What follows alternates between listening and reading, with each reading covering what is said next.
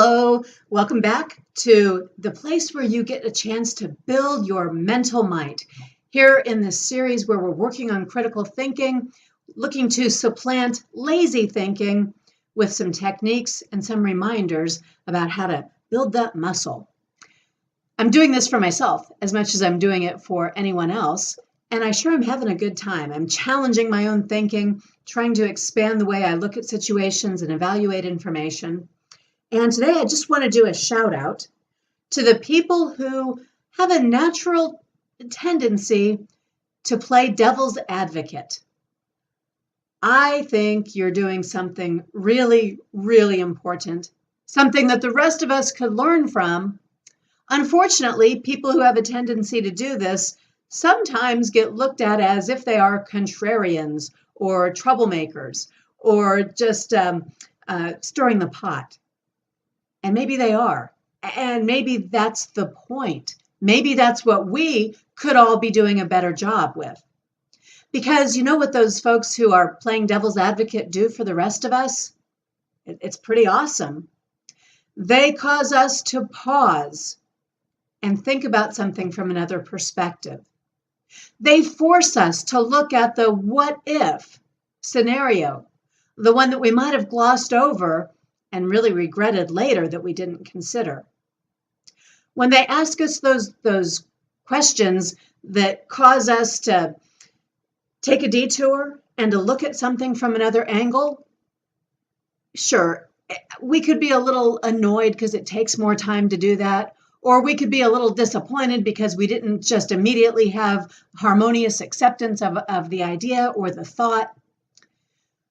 But the time we might save now by discussing the issue from this other perspective could be a lot more time saved later when we don't have to go back and re-examine and do rework and fix problems that could have been avoided if we'd have just taken this moment to think it through.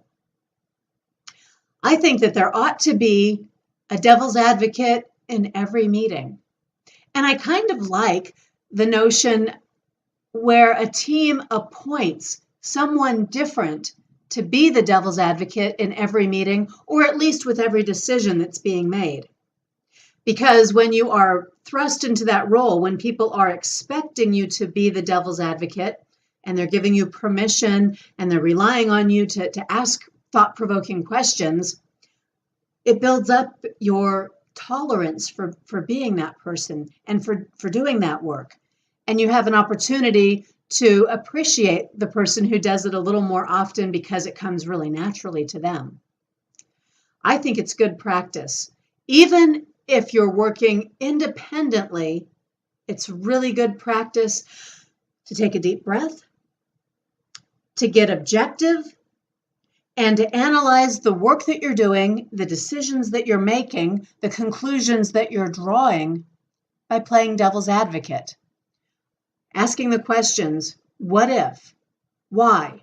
Why not? How do I know? What else is out there?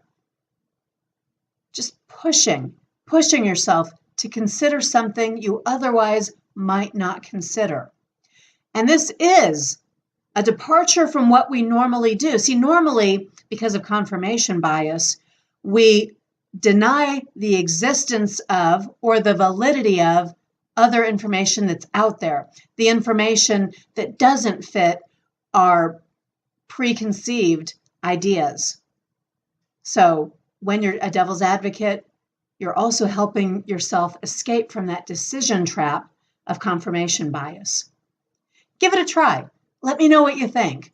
And please, if you ever see me going down the road where I need a devil's advocate, you have an open invitation to pose a provocative question for me. I might not like it in the moment, but I promise that I'll appreciate it in the long run.